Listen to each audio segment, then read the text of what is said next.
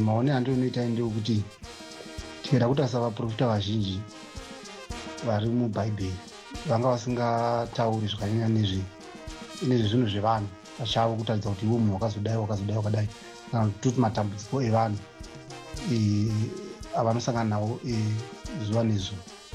Asi kuti tikada kutarisa kuti basa ravo guru ravo raimbova rechipo vaprofita vari mubhaibheri vatinavo, kuti unoti vanga vari vaprofita kwavaita kwaibatsira munhu wese.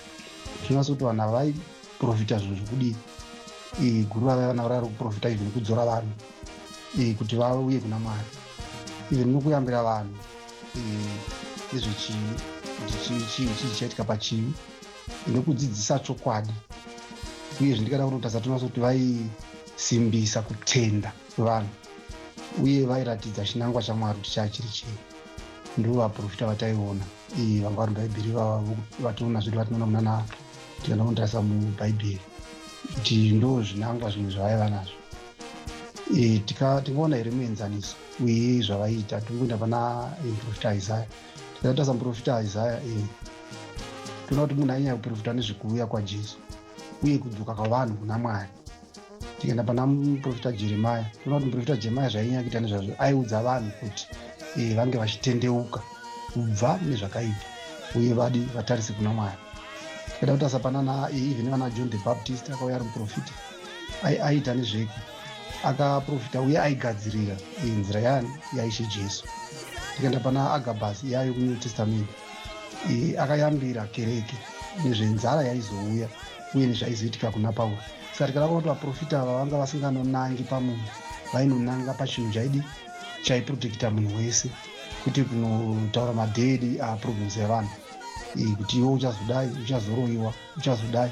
Ndizvo zvinoita kuti kana tikati iwe uchazoroyiwa zvinozobatsira chii pashoko raMwari, kana kuti iwe utarise kuti kwauchaenda uchazonofa pana asingafiri, zvinobatsira chii pashoko raMwari.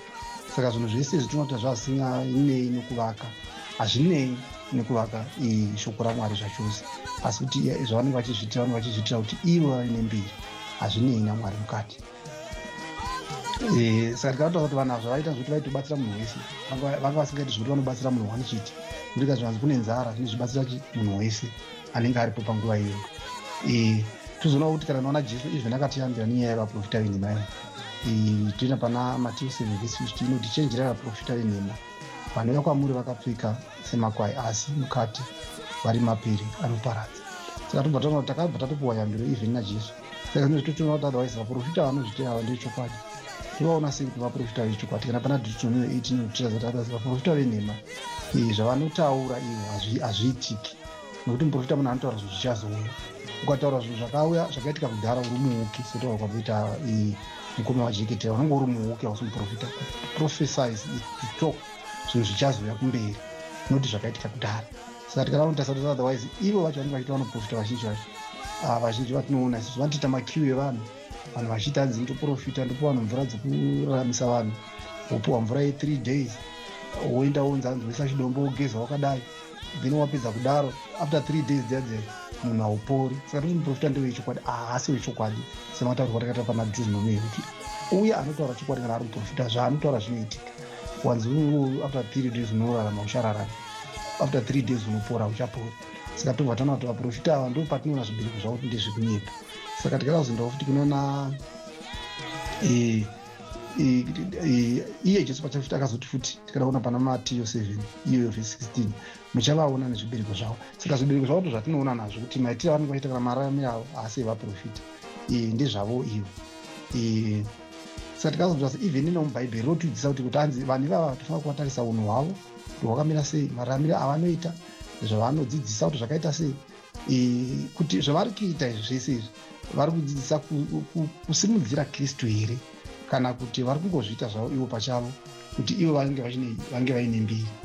Saka ndo patinoona kuti vazhinji vakuda kungoti ivo vazvinozi vane mbiri vatiri kuona vaprofita.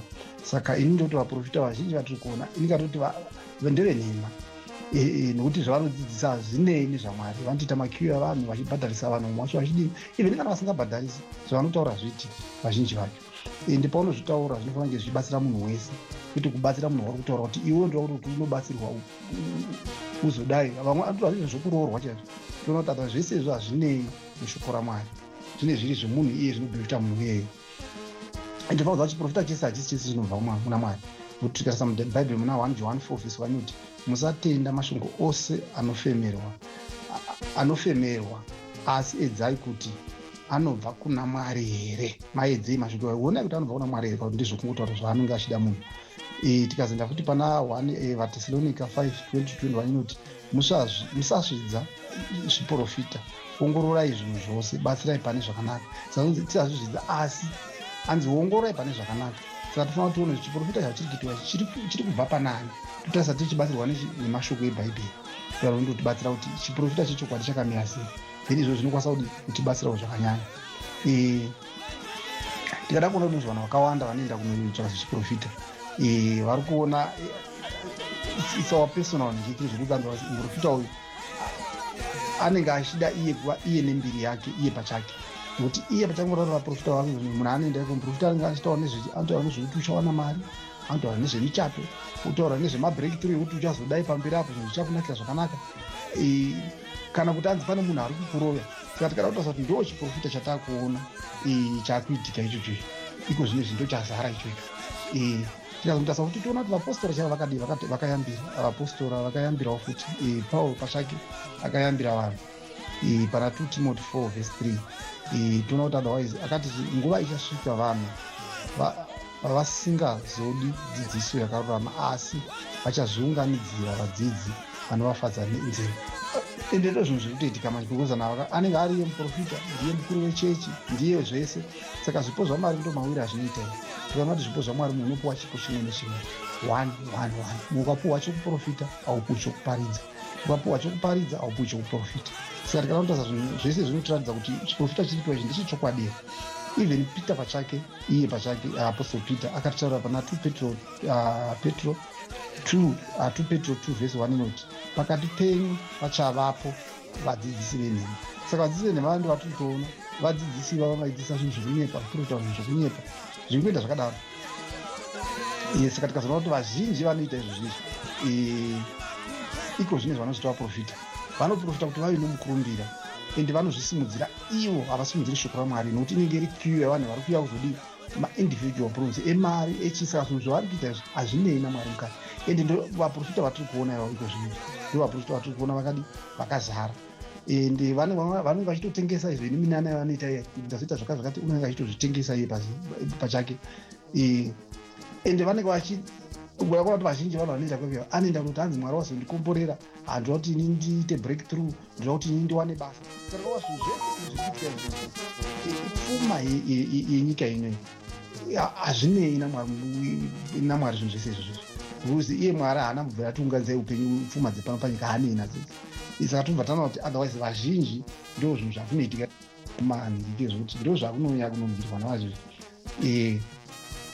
Tikada kunotarisa futi tikada mubhaibheri chamo rinotiudza zvinhu zvakati wandei. Tikada kutaura naIsaiah 8:20 kana vasingatauri maererano nemashoko neshoko iri havana chiedza. Saka kuti havasi kutaura nezvaMwari asi kutaura nezvavo ivo zvinovapa mari ivo.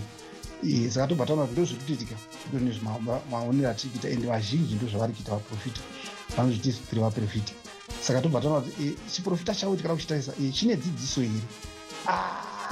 Chizhinji chacho hachine kana dzidziso, because kana chiri chiprofita chaicho chinobva kuna Mwari chinofanira kunge chichiwirirana nebhaibheri, uyezve chinofanira kunge chisimudzira Jesu Kristu, uye zvibereko zvinobva pachiprofita ichocho zvinofanira kunge zvakanaka uye zvichibatsira vanhu muupenyu hwavo hwese. Uyezve tikada kutarisa icho chiprofita ichocho chinochitonzi profita chine chakanaka, chinenge chichitokurudzira vanhu kuti vatarise kuna Kristu. Zvese zvavanenge vachiita zvine zvakadii zvakatarisana naKristu. Saka tikada kutarisa futi pana nhingi tobva taona kuti saka ipapo ndo patinoona kuti ipapo chiprofita chizhinji chiri kuitwa iko zvinezvi hachinei nezviri kuitika kuna Kristu. Saka tobva taona chiprofita chinhu chiri kuti vanhu vaite mari, vanhu vaite mukurumbira, vanhu vaite zvese zvavanoda. Saka ndo zvandingangopa hangu muchidimbu panyaya yechiprofita kuti ina handibvumirana nechiprofita ichi, because zvese izvo hazvisi kuitika mwana. Chiprofita chachisina kunanga nomunhu asi kuti chainanga nomunhu wese pasi pese. ndokutaura kwamukaro wabuda hanzi ini handisi kubvumirana nazvo hazvo chiprofita, nekuti chiprofita pachachiripo kudhara chaya chisikanangani munhu wani. uye kuita zvekumufambira kwaari wobva wakutanga kudza nyaya dzako. Saka hanzi chiprofita chaitotaura kana kwatonzi kune nzara ndochimitsi yaitobata nyika dzose. Nzara iyoyo ndo chiprofita chatinoziva hanzi chachiriko. Ichi chanhasi ichi chokudzadza homwe dzavo, hanzi panoda mari dzakati, hanzi itai zvakati nezvakati, kuzouya kuona munhu waMwari haungouya ari maoko chete. Ameno ndo zvachirere chiprofita chacho handiti. Ndokufamba kwatiri kuita nacho chirongwa cherotokudzwa vhangeri paMambokadzi Dream Radio. Ndo patiri ipapo pamuri kufamba nemushamarira Faraimu wechirandu. Pachikamu chepiri tiri kutofamba nenyaya dzacho handiti.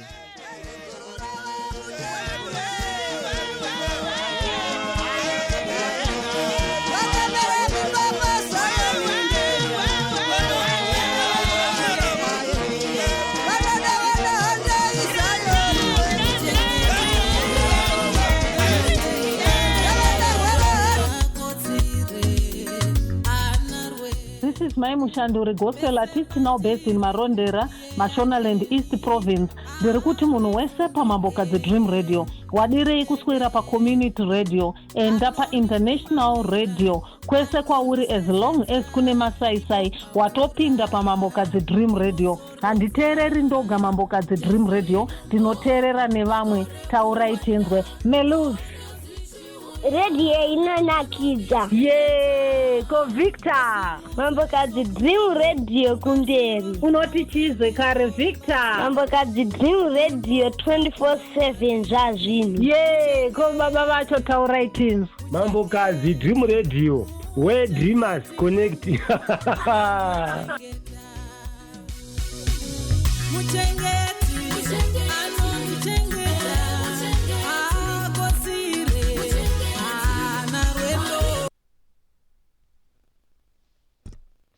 Pamusoro yemafuro ekupesa kwamuri tinoimba nese muchichengetwa naishe. Ndinotodzoka nenyaya yedu yechiprofita kuti tikada kunozvitarisa, takange tiri muCovid yatakabuda yekuti yakarakasha pasi rese, asi ngati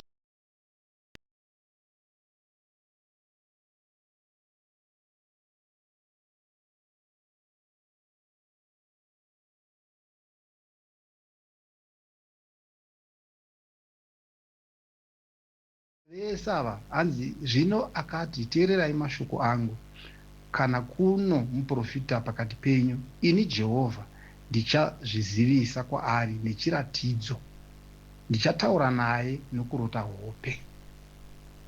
Handichadzisana kuziva kuti unenge uchingoona mufananidzo kana kuti iri chii chete chete, kwete kuti pana anozonge achizinzanzi mutaura naMwari zvavanenge vachitaura ndataura naMwari zvakazodai zvikazodai, vanenge vachitinyepera.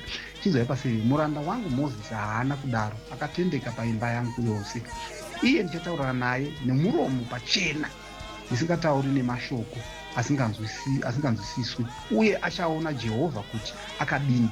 Naizvozvo munenge kutya kupota muranda wangu Mozisi. Saka tobva tanatsokuona kuti vese vanenge vachitaura profita kuti hanzi endi kutaura naMwari, yenda zodai ndezvekunyepa chaiko. Kunyepa chaiko. Mwari ndiye unouya kwavari. Bozonga kuti vanhu Mwari iye ndiye wakutodini, anitori mudiki kwavari.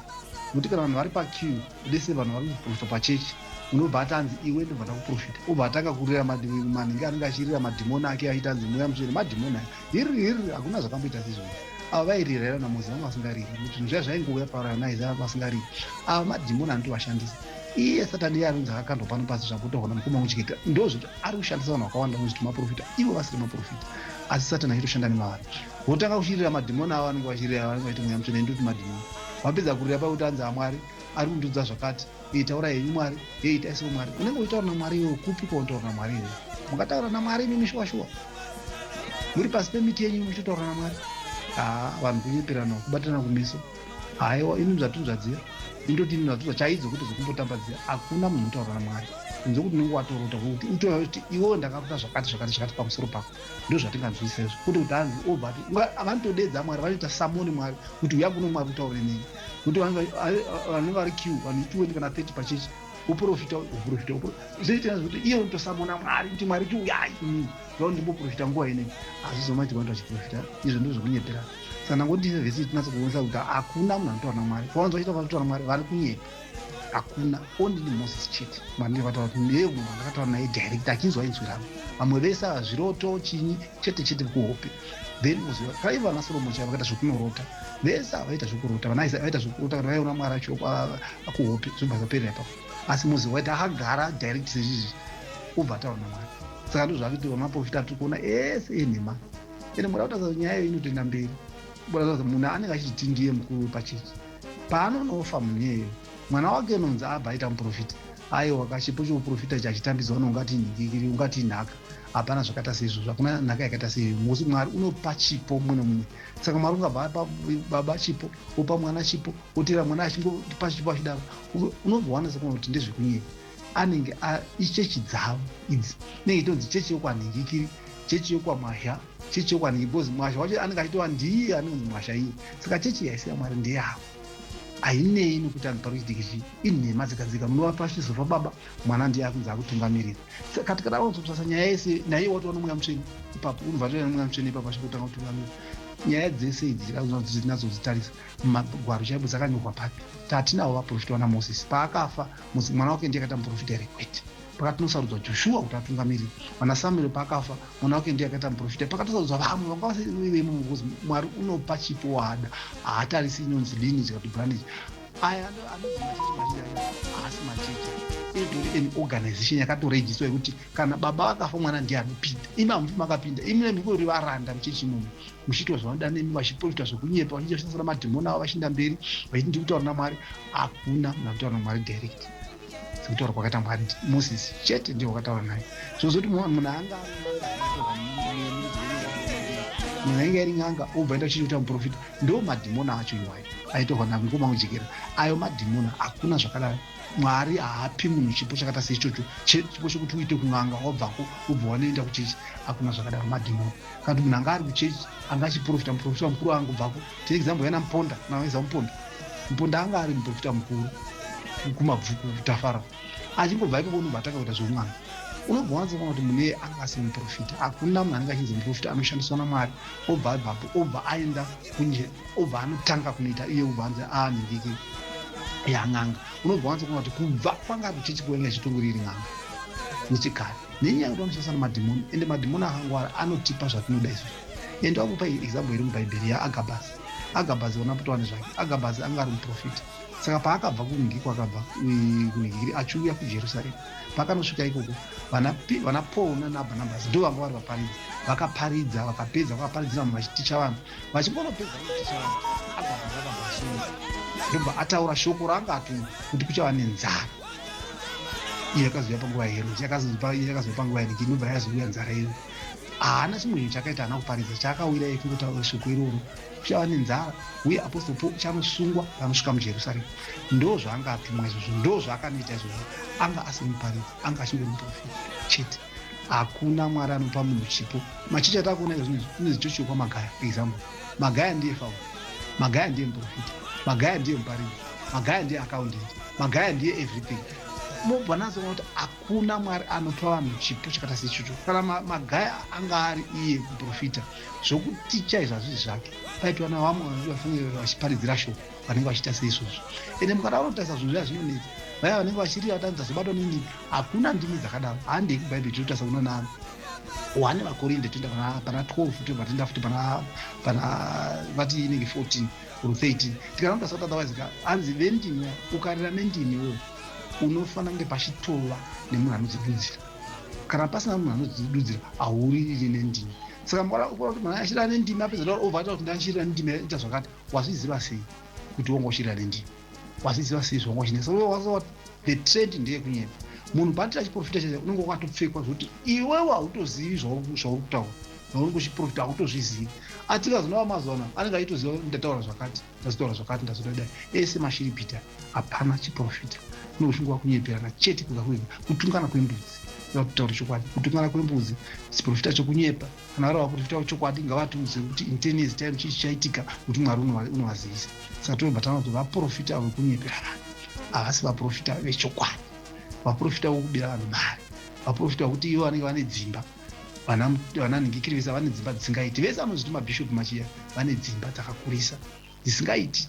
vana magaya vanani tobva taona kuti hapana zvakamboita seizvo hatisi chiprofita. It's a man making business and the church haisi yevanhu ndeyake, inenge ine zita chichikwa magaya chichikwa. Ukaona pangodaro patoshata because church haifanira kunge ine zita zvachose, haifanira kunge ine zita.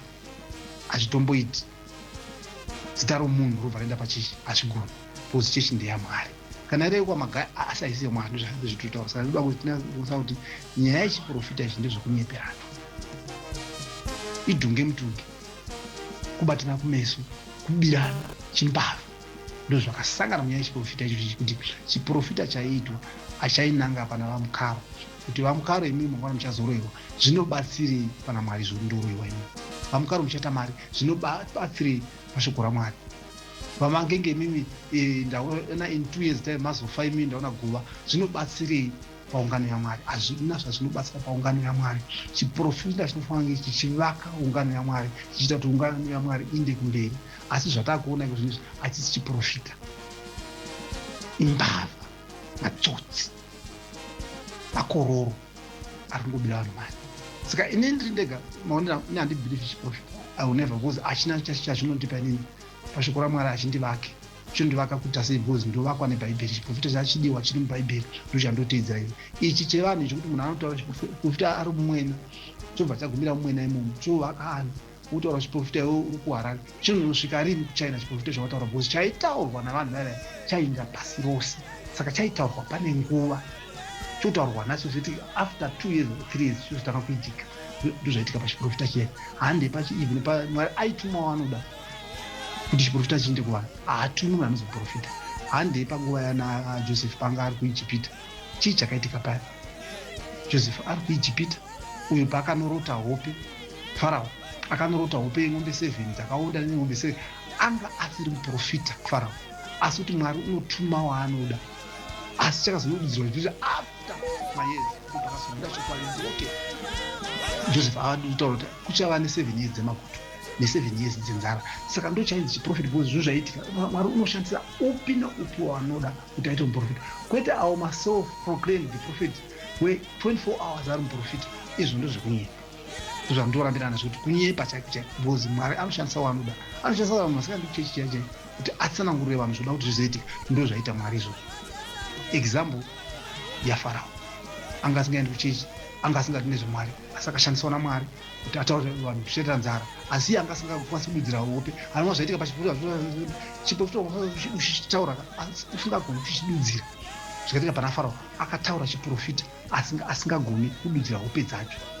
Ndobva kwazouya Joseph ndobva amududzira chiprofita ichocho kuti kuchava nenzara.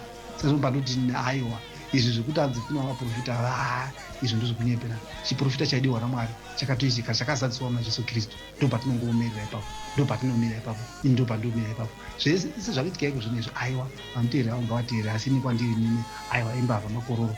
Hakuna muprofita anochinja kuita nhamba, hakuna nyaya inochinja kuita muprofita kubata ndiMwari ari kushandisa pana Satana. Zvatakuona vacheketera ndiSatani, madhimoni chaiwo chaiwo. Tatenda zvavo.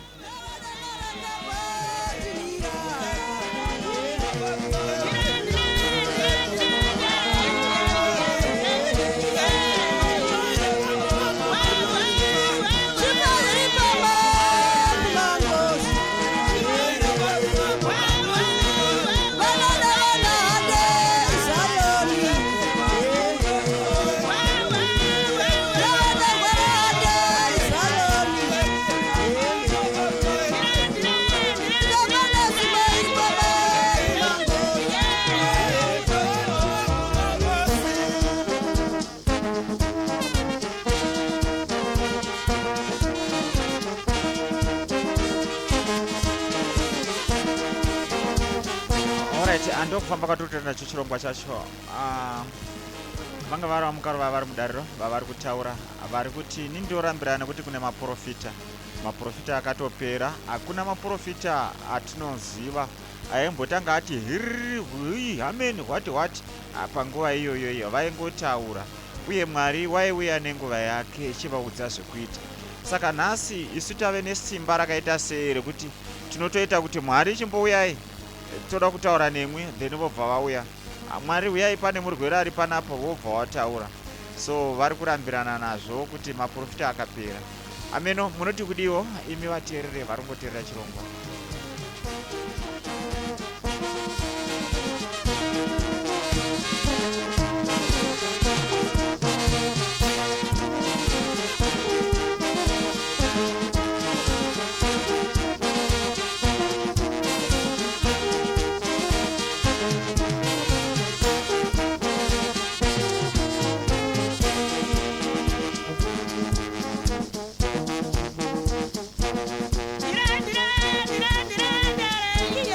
Ngatimbotora mafeme pichana timboridza kambo kubva kuna Mr. Jeketera ndiwo vanda kudana pari zvino nai.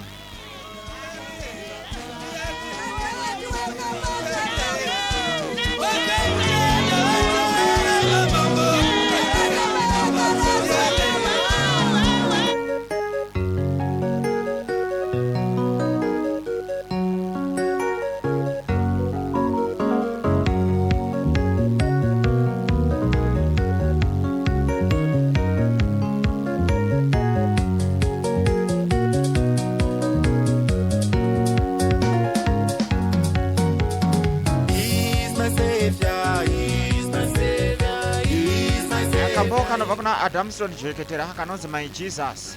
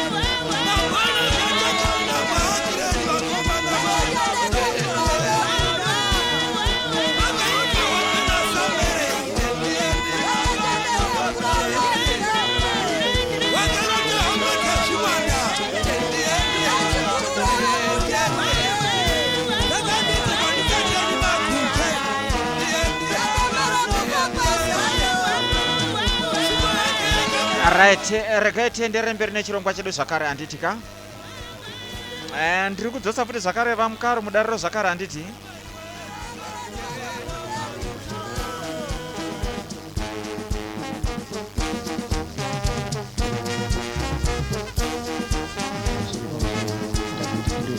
Vaprofita vamwe vaprofita vanozouya dzavang'anga, vamwe vanozoya vavaprofita vachichinjana seizvozvo. Uye kuti maprofita vatinava ndevechokwadi here kana kuti zvangova hazvo zvokungoda kubirana mari nokudii. Maone andinoita pamusoro ndatindopesa futi imwe vhesi yedu inona vakorinde nenyaya yedu yevaprofita nei. Ndangoti ndinoramba zvenichitsinidzira nyaya idzodzo dzevaprofita, vaprofita venhema vatinoona vakawanda, nekuti kada kuona semataura ndamboita kuti machechi none zvaakubhemurwa nevatinoti vaprofita vachizoti inini ndini muprofita, ndini ndinoprofita vanhu, ndini ndinoita zvese. Ndambopa example yana Magaya, ndopa example yana vakawandisa vanhu vakaita sevavo, vana Madhunge, vanani havatopoperi. Ndiye unenge ari muprofita, ndiye unenge ari muparidzi, ndiye unenge ari mupreacher, ndiye anenge ari murapi. Zvipo zvese zvine zviri paari, ndo zviri kutaurwa neshoko raMwari. Aiwa, tinoona kuti Paul unopikisana nazvo. Saka ndo patinozoona unhema hwawo ipapo. Kuti kana kuenda pana vakorinde iyo yokutanga pavhesi ya12, vakorinde yokutanga 12 vhesi 28 inotitaurira zvipo zvinopuhwa Mwari, ende zvinopuhwa munhu 1 muno munopuhwa chipo chake, haupuhwi zvese zvobva zvaita dutu pauri. Tobva taona kuti otherwise wakati Mwari wakaisa vamwe pakereke, pakutanga vaapostora, wechipiri vaprofita, wechitatu vadzidzisi, tevere vaiti vemabasa esimba, tevere zvipo zvokuporesa, nevabatsiri nevabati namarudzi mazhinji endimi. Vose vapostori here? Hanzi vose vaapostore here? Vose vaprofita here? Vose vadzidzisi here? Vose vaiti vemabasa esimba here? Vose vane zvipo zvokuporesa here? Tobva taona kuti apa Apostle Paul ari kubvunza ende ari kutaura chokwadi. Saka ndo pandinoramba ndichikupikisana napo kuti avo vanozviti vaprofita vazhinji vacho vandori nemachechi, ende akawanda muno atomaziva kuti ndiye unenge ari muprofita, ndiye unenge ari mudzidzisi, ndiye unenge ane simba, ndiye murapi, ndiye unoita zvese. Saka tobva tangoona kuti otherwise the whole combination inobva yatotiratidza kuti zvese zviri kuitwa ipapapo hazvienderani nokutaura kunoita Bhaibheri. Zvese zvinoende zvitaurwa ipapapo zveshuwa mabasa aSatani, mabasa emadhimoni aya, mabasa enhingikiri anouya ogara pavanhu, obva azviti ndini muridzi wezvese, hapana chandisingakwanisi, zvese ndinoita ndini, zvese ndinoporesa. Saka tikada kuzoenda toona kuti otherwise basa ravaprofita ndereiko. Ngati ndamboda kutaura zvangu pandambopedza Bhaibheri. Tikada kuenda futi pana vakorinde yokutanga, first vakorinde toenda pa14 pacho, tikaenda pa4 apo tona yakataurwa kuti hanzi munhu anotaura nendimi anozvivaka iye, asi munhu anoprofita anovaka ungano, kana kuti anovaka temberi, anovaka chechi. Saka tobva taona kuti paunoprofita iwe hauprofiti, ndiri kurambira napo kuti paunoprofita hauprofiti munhu, unoprofita chinhu chokuvaka ungano yese. Ukandiudza ini kuti mangwana ndinofa, zvodii manje? Zvinovaka ungano zvokuti mangwana ndinofa inini. Vamukaro emini ndatadzwa naMwari kuti mangwana muri kufa, ndagara ndisingafi here zvauri kundiudza izvozvo? Then todii kana wataura seizvozvo? Tobva ipapo toenda kupi? Inhema, maguma ndochikwadi chacho, maguma ari kuda kushandisa shoko raMwari vachigena ivo, nokuti shoko raMwari rinotirambira nazvo kuti wese anozviti muprofita anoita izvozvo kuvaka ungano. Tikada kuva ndodonzvo rokutanga kubva Mwari achibva kumashure kuya, vana Isaya chavaita kwakuri kuvaka ungano yaMwari, chavaita chokuunza confidence muvanhu vanotenda kuna Jesu Kristu. Saka tobva taona zvinhu zvese zvokuti zvinhu zvese zviitwa navanhu zvika ndezvavo ivo. Saka ndo patinozorambirana napo nezvitanzi tiri maprofita.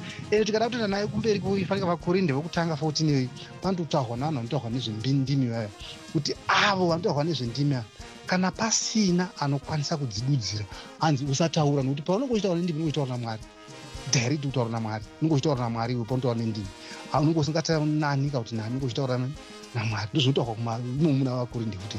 Saka tobva taona kuti otherwise vanhu ava vanotaura ndimi, apedza kutaura ndimi obva adzidudzira iye, unodzidudzira sei iri bhaibheri ichiti kana ukatana nendimi panotoda munhu anokwanisa kudzidudzira newe unousingatozivi kuti uri kutaura kuti chii unotoziva zvauri kutaura zvakududzirwa nomududziri unenge wakapfekwa nomweya mutsvene panguva iyoyo saka ufanira kuti uzive zvaunenge uchitaura asi toona kuti vamazuva ano maguma andoziva kuti achitaura zvakati apedza kuprofita munhu bvata kuti amai ndachikuprofitai zvakati zvakazodai wazviziva sei because navaprofita vacho ndoziva achiprofita panofanira kunge paine vanhu vanenge vachikwanisa kududzira chiprofita chaanenge ataura cheche chiprofita chandataura icho fanira kuti chidudzirwe nomumwe munhu ari muna zvekuitika mai ndo zvaitisa izvozvo ndo yanga isitimu yaiyanzo kushandiswa mubhaibheri yakaratidza kuti unotoprofita kana muri muungano then vaududziraiwo kuti aiwa zvamamuchitaura zvakazo unenge wakagarwa mweya mutsvene panguva iyo hakutozivi zvaunenge uchitaura tinozviona kuti kana una naapostol Paul paanga tikatanga pana I think it's Acts 12 paanga ari kuAntioch pane zvakaitika ikoko aida kunzwinya aida kunetswa ikoko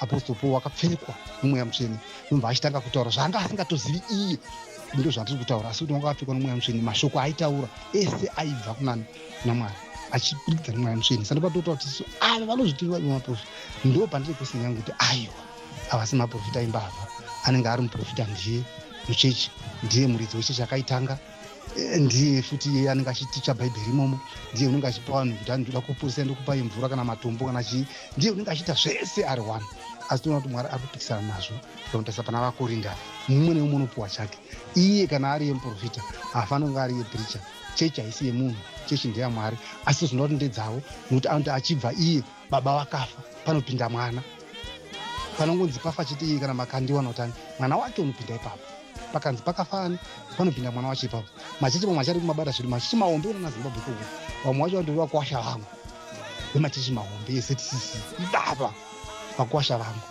pakanofa mukuru wacho pakapinda mwana pachibva mwana iye panofita kuti mwana hapapindi munhu asina zita remuridzi wechechi ndopaunasa kuti is this a church or is a cult or it's a money making machine kwandiri ndoti money making machine kuti vanhu vaiti zvaumari vachishandisa zita raMwari vachitaura chiprofita vachishandisa zita raMwari vachitaura zvisiso toona kuti chiprofita chavo hachizadziswa panochizadzisa tangondiwedzera masviko aya nemavhesi andaitatuwa kuti aiwa hakuna munhu unopuwa zvipo zvese unopuwa chipo chimwe chete asi vatiri kuona mazuva ano vane zvipo zvese iye achingori arohana ndo vanhu vatiri kuona iko zvinhu zvari mumachechi ndiye muridzi ndiye everything vanhu vatiri kuona ndiri kutaura pari kutaurwa kuti chiprofita chinovaka sungano yaMwari ndo donzo racho chiprofita chiri kuita mazuva ano achivaka sungano yaMwari nokuti pane kiu yavanhu vari kuda kuprofitwa kuvaka sungano yaMwari nokuita kiu yavanhu vanoda kuprofitwa kuti iwo mangwana uchabirwa wakazobirwa nzungu dzake mabhakidhi maviri wakabirwa mbudzi zvinoti vakei sungano kuti wakabirwa mbudzi iwe yako iwe zvinovake chizvo kana kuti vamukara vachafa mangwana zvinovake chii pasungano bhozi ndichango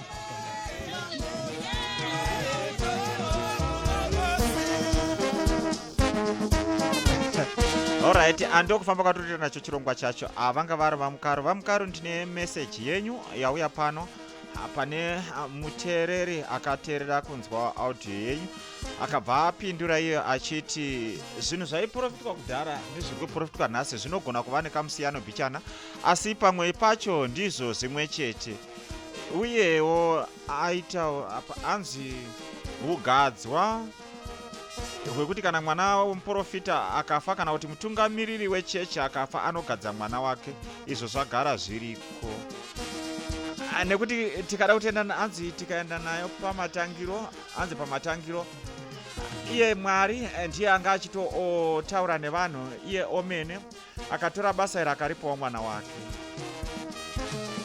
ameno kana munopapindura sei iwo kuti anzi iye Mwari pachake ndiye anga atori iye ona wevanhu vese achitaura nevanhu achivaudza zvekuita but akazotora basa iroro akaripa mwana wake hadizivi kuti munoti kudii ipapo hanzi saka zvagara zviriko kuti utungamiriri hwecheche kana kuti hunzvimbo zvipo zvinogona kupiwawo unonga waudzwa nemweya nekuti hanzi unonga wachishandiswa nemweya saka mweya unokudza uye hanzi kufa kwemutungamiriri haangomuke akafa asina kutaura saka hanzi anotofana agara nemakurukota ake omaudza kuti haiwa nguva yangu yakwana yekuti ndindozorora eni ndakuzogadza uyu ndiye achazova mutungamiriri ameno kuti munotenderana zvere zvikanzi kuprofita kunzi uchafa, zvagara kuti zvaitoitikwa kubva kare nekare. Chero ana Mozisi hanzi vaitoudzwa kuti iwo Mozisi waakundofa. Saka hakuna chiprofita chingave chitsva. Hanzi chinoti chikakuprofitai kuti munhu waMwari nhasi uri kufa, zvoratidza kuti chiprofita chemene. Meseji yenyu wamukaro iyoyo inozoda kupindirwa.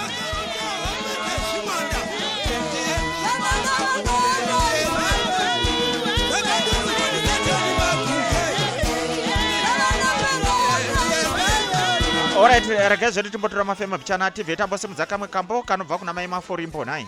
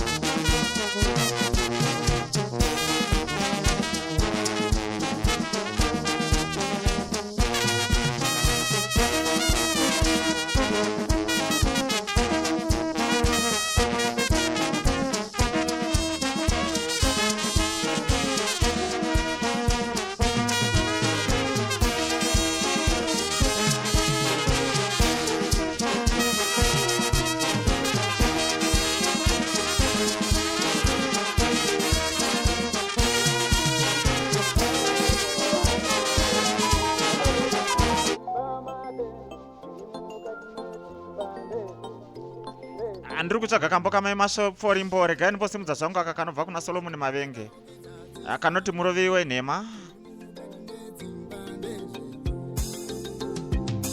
Vakuru vanoti takafukidza dzimba matenga, zviri mukati medzimba ndezvenyu. Vakuru vanoti takafukidza dzimba matenga, zviri mukati medzimba ndezvenyu. Noti unonamata uchivenga hama yako, uri murevi wenhema. Noti unonamata uchivenga hama yako, uri murevi wenhema. Iwe uri murevi wenhema, uri murevi wenhema, uri murevi wenhema, uri murevi wenhema. Iwe uri murevi wenhema, uri murevi wenhema. Iwe uri murevi wenhema, uri murevi wenhema. Iwe uri murevi wenhema, uri murevi wenhema. Iwe uri murevi wenhema, uri murevi wenhema.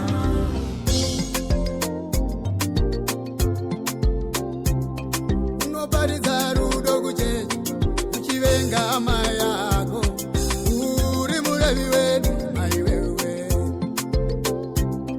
Unoparidza rudo kuchechi uchivenga hama yako, uri murevi wenhema iwewe. Unoparidza shoko rokuyanana uchivenga hama yako, uri murevi wenhema iwewe. Unoparidza shoko rokuyanana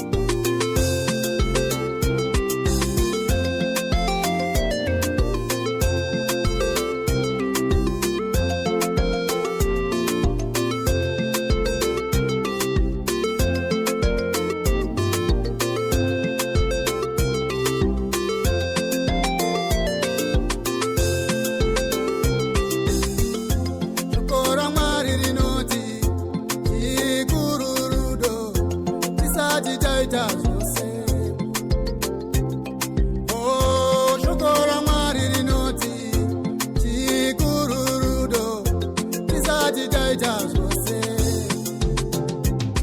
hama kachikururudo tisati taita zvose hama chikururudo tisati taita zvose hama chikururudo tisati taita zvose hama chikururudo tisati taita zvose hama kachikururudo tisati taita zvose hama chikururudo tisati taita zvose hama kachikururudo tisati taita zvose hama chikururudo tisati taita zvose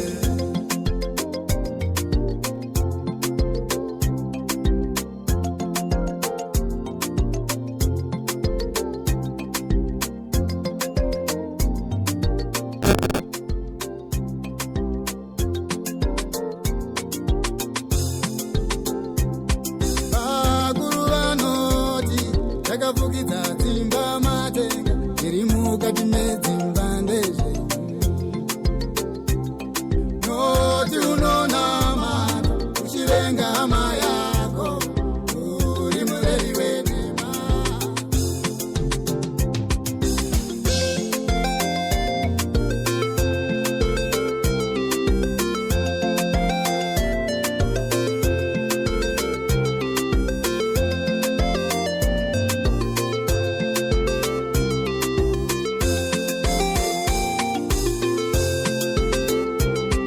hama kachikururudo tisati taita zvose hama chikururudo tisati taita zvose hama chikururudo tisati taita zvose hama chikururudo tisati taita zvose hama kachikururudo tisati taita zvose hama chikururudo tisati taita zvose hama kachikururudo tisati taita zvose hama chikururudo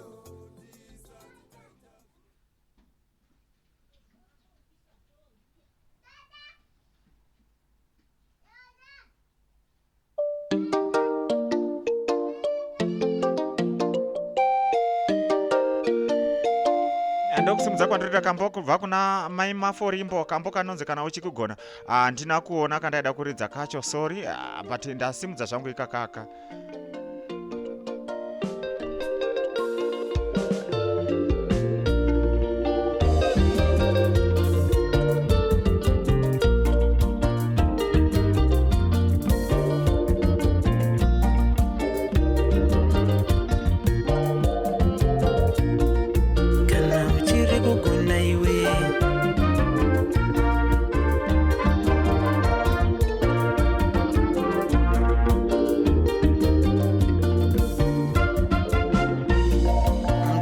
uchiri kugona iwe, kana uchiri kugona iwe, chinamata Jesu nemoyo. Kana uchiri kugona iwe, namata Mwari. Kana uchiri kugona iwe, chiparidza Jesu nemoyo. Kana uchiri kugona iwe, paridza. Asi kana uchiri kugona namata Mwari nemoyo wese, handiti mune moyo unoda, handiti kambo kamai Maforimbo kanowanika paYouTube kumaplatform ose akasiyana-siyana zvawo. Enda ikoko unoona dzimbo dzavo dzakati tititi ikokoko. Paridza Jesu nemoyo. Kana uchiri kugona, paridza Mwari.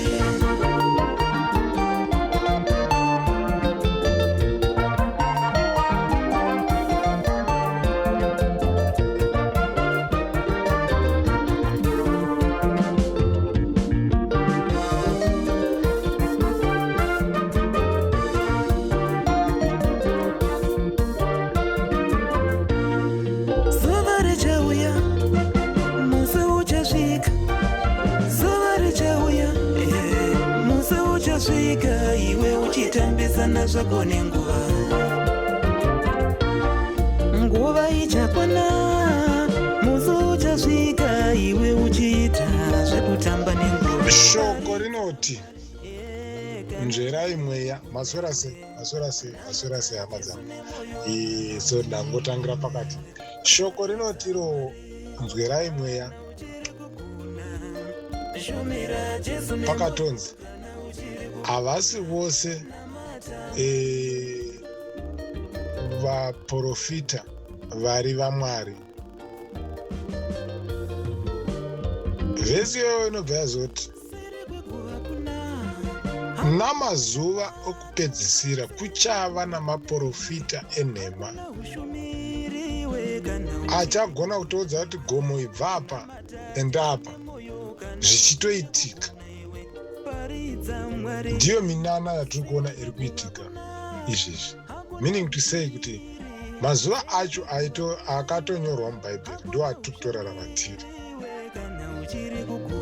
Ndosaka kuine vanhu ivo vanotoita zvinhu zvatinototi muprofita here, ndiye angaprofita achidai here, kana kuti ndiye angatoita kuti zvinhu zvidai muprofita. Kuzadzisa zvakarehwa nemagwaro zvakagara zvavonekwa kare kuti vachavako maprofita enhema. Then nyaya yekuti munhu anga ari muhidheni obva atendeuka, because kana tichiti munhu inganga muhidheni obva atendeuka obva aprofita futi ari muchechi, I don't think that is an issue, is not an issue. Because as long achingoprofita achitaura zvinhu zvinobva kuna Mwari is a prophet. Zvinhu zvinobva kuna Mwari hazvinetsi kuona. Zvinhu zvechinganga even uchiprofita unotozvinzwa kuti aya asiro matsananguro eshoko raMwari. Ndo paya panonzi nzwerai mweya, ndo manzwerero ainoitwa.